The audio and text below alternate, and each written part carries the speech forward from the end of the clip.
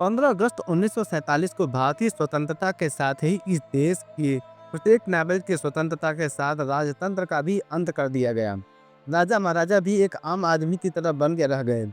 लेकिन आज आज़ादी के इतने साल बाद भी मुगलों के पहले जितनी शासन रही हैं, जितने राजा महाराजा और इस देश पर शासन करने वाले सम्राट और सुल्तान रहे हैं, उनकी चर्चा करके इस देश के युवाओं के साथ, उनके भविष्य के साथ जिस तरीके से खेला जा रहा है, आज इसी चीज़ को समझने का प्रयास करेंगे। दोस्तों, महमूद गजनवी और मोहम्मद गोरी के इतिहास को लेकर उसके बाद तमाम ऐसे राजतंत्र आए, राजा आए, सुल्तान हुए और फिर मुगलों का शासनकाल इस देश के इतिहास में एक मध्यकालीन इतिहास का बहुत बड़ा हिस्सा रहा है, जिसको बहुत ही क्रूर और बहुत ही विभत्स रूप से देखा जाता है, ये कहने की बात नहीं है।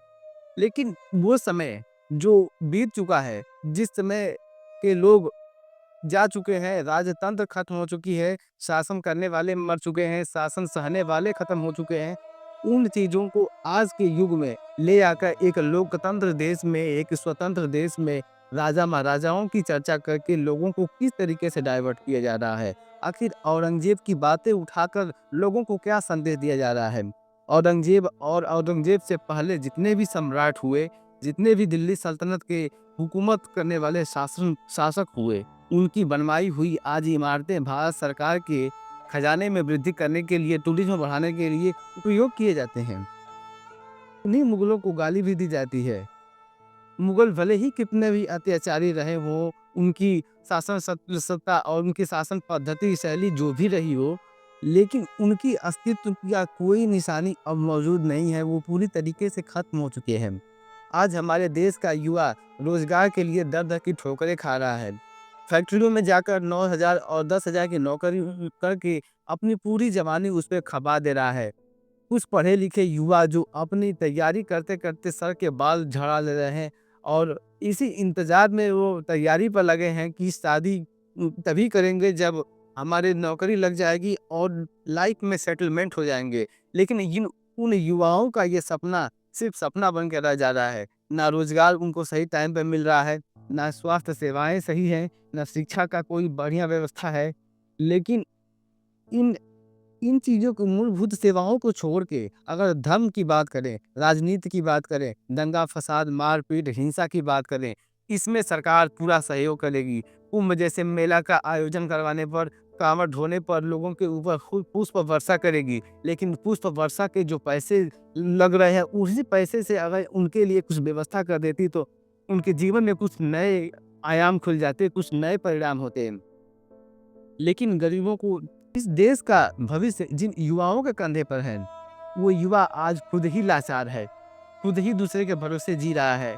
अगर इस तरीके से चलता रहा ये देश, तो आने वाले जो समय है, वो इस देश का सबसे भयानक समय होगा, क्योंकि ऐसे दुनिया भर में तमाम उदाहरण देखा गया है जहाँ पर धर्म को सर के ऊपर बैठाया गया, वो राष्ट्र, वो धर्म पूरी तरीके से बर्बाद हो चुका है। कई ऐसे देशों का उदाहरण आप देख सकते हैं।